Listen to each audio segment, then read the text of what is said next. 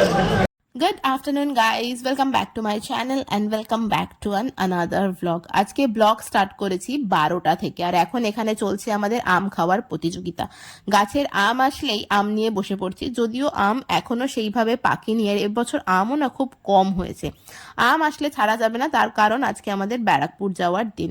রানাঘাটের দিন শেষ হয়ে গেছে, ঘোরার দিন কমপ্লিট, এবার ফিরে যেতে হবে ব্যারাকপুর। মোটামুটি দুপুরবেলা সমস্ত কাজবাজ ফাটাফাট করে গুছিয়ে চলে এসেছি আরংঘাটা স্টেশনে। ট্রেনের জন্য ওয়েট করছি। ভাবি মিস্টার বিশ্বাস আসলে কি তাড়াতাড়ি দিনগুলো চলে যায়, মানে নর্মাল ও যখন এখানে থাকে না তখন কিন্তু মনে হয় না যে দিনগুলো এত তাড়াতাড়ি চলে যাচ্ছে, কিন্তু ও আসলে দেখতে দেখতে যে কিভাবে 10-15টা দিন তাড়াতাড়ি কেটে যায় তার কোনো ঠিক ঠিকানা থাকে না।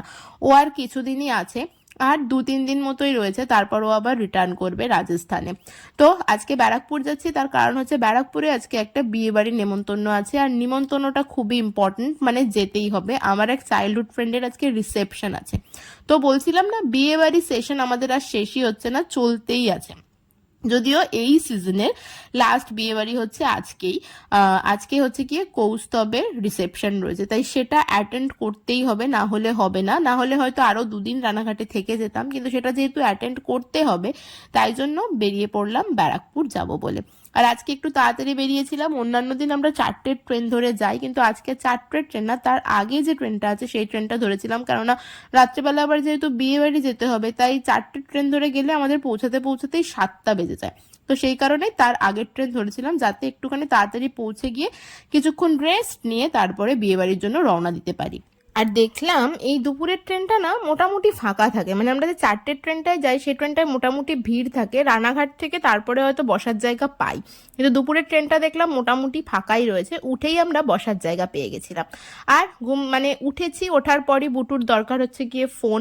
এবার বুটুকে ট্রেনের মধ্যে চুপচাপ বসিয়ে রাখতে গেলে না ফোনটা দিতেই হয়। ওই যে বলি না, যতই ভাবি স্ক্রিন টাইম কমাবো, কোনো না কোনো কারণবশত স্ক্রিন টাইমটা বেড়েই যায় আর কি।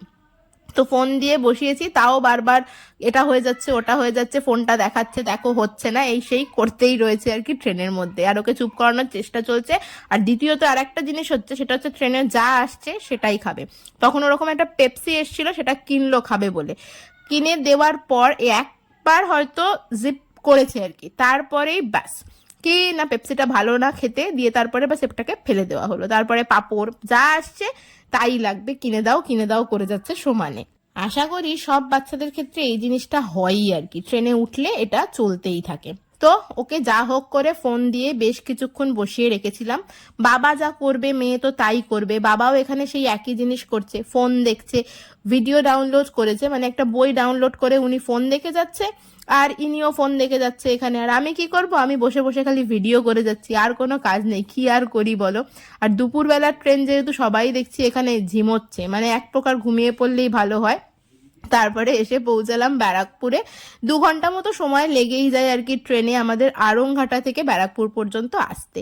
ব্যারাকপুরে নামতে নামতে নামলাম, ট্রেনটা ছাড়লো, এবারে সিঁড়ি দিয়ে উঠে আমাদের অটো ধরার পালা। টুকটুক করে হাঁটছিলাম, আর এখানে ভোটের ডিউটি পড়েছে সেহেতু দেখছিলাম প্রচুর পুলিশ।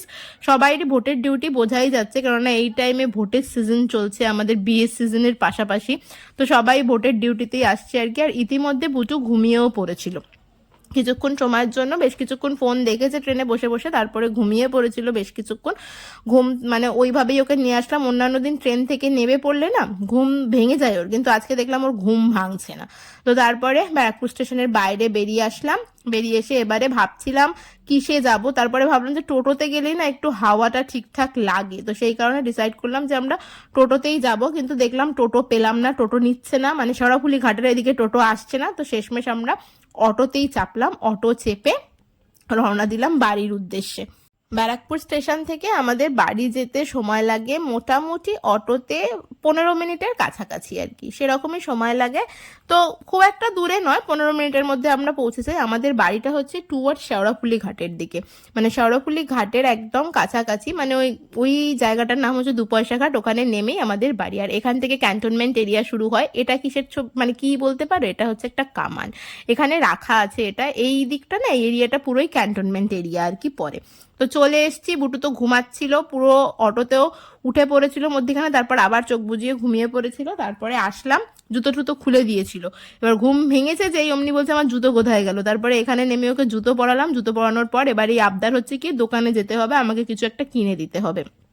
এই যে দোকান, আমাদের বাড়ির এখানে এই যে দোকান, এই দোকানটা হচ্ছে বুটুর বড় প্রিয় দোকান। এখান থেকে কিনলাম যা যা ওনার কেনার দরকার ছিল, দিয়ে তারপরে আসলাম বাড়ির দিকে। গোলু দাদা দেখি দাঁড়িয়ে আছে, বুটুর জন্য ওয়েট করছিল মা। বুটু এসেই তারপরে উঠে পড়েছে দাদির কোলে, মাও দাঁড়িয়েছিল আমাদের জন্যই ওয়েট করছিল দাঁড়িয়ে। বাড়ি তো চলে এসেছি, বুটু চলে গেছে বাড়ি এসেই ঘুরতে।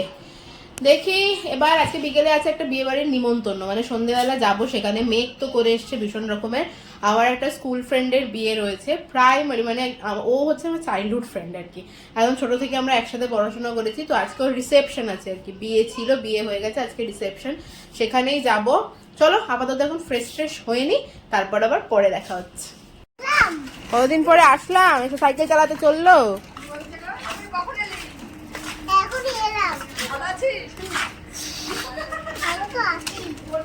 ভালো তো আছি,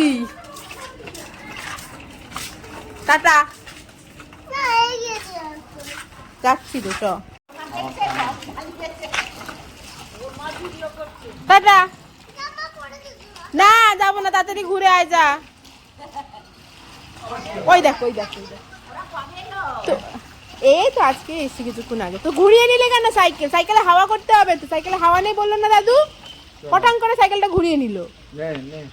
তাড়াতাড়ি বলে নে, তাড়াতাড়ি কানে কানে কথা বলবে।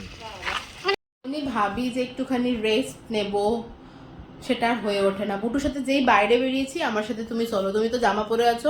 অন্যদিন তো যা হোক করে বলে কাটিয়ে দিই, কিন্তু আজকে কোনোভাবেই ওকে কাটাতে পারলাম না আর কি। ওর সাথে আমার যেতেই হলো। ওর সাথে গেলাম, গিয়ে ঘুরে ঘুরে আসলাম। বেজে গেছে 6:30, 6:45 বাজছে। চলো এবার টুকটুক করে রেডি হতে হবে। রেডি হয়ে তো যেতে হবে এবারে। ওই যে ওখানে সব জামা কাপড় যেগুলো নিয়ে গেছিলাম সেগুলোও পরে আছে, যা পরবো তাও বার করে রেখেছি আর কি। চলো টুকটুক করে এবার রেডি হয়ে নি, রেডি হয়ে তারপরে বেরোবো, কেননা 6:45 বাজে, মানে আমার রেডি হতে হতে ওটা 8টা বেজেই যাবে আর কি। চলো টুকটুক করে রেডি হয়ে বুটুকে রেডি করাতে হবে, বুটুকে তার আগে খাওয়াতে হবে, বেশ কিছু কাজ আছে, কাজগুলো আগে সেরে নিই। কেননা বুটু তো বিয়ে বাড়ি গিয়ে কিছুই খায় না, তাই ওকে খাইয়ে তারপরে নিয়ে যাবো আর কি। ফাইনালি রেডি হয়ে গেছে, তাও 7টার সময় বোধহয় বলেছিলাম, এখন অলরেডি 8:30 বাজে। রেডি হয়ে গেছি, যাবো এবার বিয়ে বাড়ি, সবাই রেডি হয়ে গেছি। চলো এবার তাহলে বেরোনো যাক। রিয়াকে ফোন করলাম, রিয়ার এখনো অবধি হয়নি, বললো অন দ্য ওয়ে, মানে এখনো রেডি হচ্ছে, বললাম আমাকে ফোন করছি দাঁড়া। তো দেখি কতক্ষণে হয়। ওরা তো বাইকে যাবে, আমরা টোটো করে যাবো, যাই টুকটুক করে এগিয়ে টোটোতে উঠে পড়ি গিয়ে। বুটু এখানে রেডি হয়ে গেছে, চিরুনি নিয়ে এখন আসানো চলছে। চলো চলো চলো চলো চলো চ।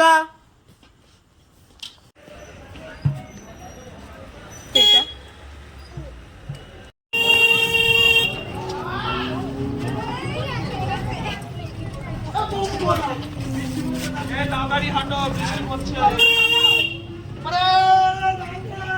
টোটো চেপে চলে এসেছি বিয়ে বাড়িতে। আর টোটো করে আস্তে আস্তে দেখলাম কন্যাযাত্রী আসছে পিছনে। যেহেতু আমরা টোটোতে ছিলাম তাই ওদের আগে আমরা পৌঁছে গেছি। আসলে মানে আমাদের এখানে তো প্রত্যেকের বাড়িতেই জায়গা ভীষণ কম থাকে, তাই ইনভিটেশন হল ভাড়া নেওয়া ছাড়া উপায় থাকে না। আর কৌস্তবদের যে হলটা ভাড়া নিয়েছিল সেটা একটু ভেতর দিকে, এখানে না বাস ঢুকবে না, তো সেই কারণেই ওরা মেন রোড নেমে ওখান থেকে হেঁটে হেঁটে আসছিল। এখানে এসেই দেখলাম এদের ফটো সেশন চলছে। অ্যাকচুয়ালি আজকের দিনে ফাঁকা পাওয়াটা খুব মুশকিল হয়, আর তার সাথে ফটো সেশনটাও ভীষণ রকমের জরুরি, কেননা এই স্মৃতিগুলোই রয়ে যায়। মানে অনেক বছর পর গিয়ে শুধু এই অ্যালবামটাই থাকে স্মৃতি হিসেবে, তো এই ফটোগুলো নেওয়াও খুব জরুরি হয়ে পড়ে আর কি। তো যাই হোক, ওদের ফটো সেশন চলতে চলতেই এখানে সমস্ত কন্যাযাত্রী সবাই চলে এসেছে। এখানে আমরা দাঁড়িয়ে দাঁড়িয়ে কিছুক্ষণ কন্যাযাত্রীদেরই দেখছিলাম, আর কৌস্তব এখানে কন্যাযাত্রীদের রিসিভ করছিল। আর তার সাথে কৌস্তব না ভীষণ রসিক একটা মানুষ, ও এমন এমন এক একটা মাঝে মাঝে কমেন্ট করবে যে হাসতে আমরা বাধ্য। তা ওর ওই কমেন্ট শুনে এই যে ওরা হাসাহাসি করছে, সাথে আমিও ওখানে হাসছিলাম আর কি। তো তারপরে আমরা একটুখানি স্ন্যাক্স খেলাম, খাওয়ার পর চলে এসেছি একদম মেন কোর্সের দিকে, কেননা বাড়ি ফিরতে হবে। আমরা বিয়ে বাড়ি গিয়ে পৌঁছাই সবসময় 9টা, 9:30, 10টার সময়। তো বাড়ি ফেরার একটা তাড়া থাকে, বুটুকে নিয়ে এসেছি, বুটুকে টাইমলি বাড়ি নিয়ে গিয়ে ঘুম পাড়াতে হবে, এই সমস্ত থাকেই আর কি। তো মেন কোর্সের দিকে চলে আসলাম, আর সব বন্ধুরা একসাথে হয়েছি। আর সবাই আমরা ছোটবেলার বন্ধু, সবাই স্কুলে একসাথে পড়তাম, মানে ছোটবেলার বন্ধুর বিয়ে বা রিসেপশন যাই হোক না কেন, ভীষণ রকমের একটা রিইউনিয়ন হয়ে যায় স্কুল ফ্রেন্ডদের সাথে। এটাই হচ্ছে সব থেকে ভালো লাগার জায়গা। তো বেশ ভালো রকমের একটা রিইউনিয়ন হলো, আমরা খুব এনজয় করলাম, মানে ভীষণ ভালো গেছে কৌস্তবের রিসেপশনটা। চলো খাওয়া দাওয়া কমপ্লিট করে সমস্ত কিছু হয়ে গেছে, এবার আমাদের টুকটুক করে বাড়ি ফেরার পালা আর কি। আর যেহেতু একটু ভেতরের দিকে আর রাত্রিরও হয়ে গেছে, তাই অবভিয়াসলি আমরা টোটো ফোটো কিছু পাইনি, তাই হেঁটেই বাড়ি থেকে বেরোলাম। বেরিয়ে এবার হেঁটে হেঁটে যাচ্ছি। এখানে তো কিছু পাওয়া যায় না আর কি, মানে এমন জায়গায় বিয়ে বাড়িটা ভাড়া নেওয়া হয়েছে যে এই জায়গাটাতে না কিছু পাওয়া একটু মুশকিল হয়। তো কিছু নেই, মানে টোটো ফোটো কিছু নেই, তাই হেঁটে হেঁটেই বাড়ি যেতে হবে। খুব বেশি দূর না এখান থেকে আমাদের বাড়ি, তাও হেঁটে 10 মিনিট তো লেগেই যাবে আশা করি। তাই এখন হাঁটা লাগিয়েছি, হেঁটে হেঁটেই যাচ্ছি বাড়ি। ফাইনালি হেঁটে হেঁটে বাড়ি চলে এসেছি।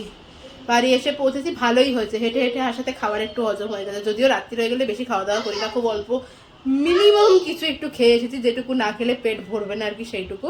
চলো এবার ফ্রেশ হই, গুরুকে ঘুম পাড়াই, অলরেডি 11টার বেশি বাজে। আজকের ব্লগটা এখানেই শেষ করছি, তোমাদের সাথে দেখা হচ্ছে এবার নেক্সট ব্লগে। ততক্ষণ পর্যন্ত সবাই খুব হ্যাপি থেকো এবং খুব পজিটিভ থেকো। আর ব্লগটা ভালো লাগলে do like, share and subscribe. Tata and good night.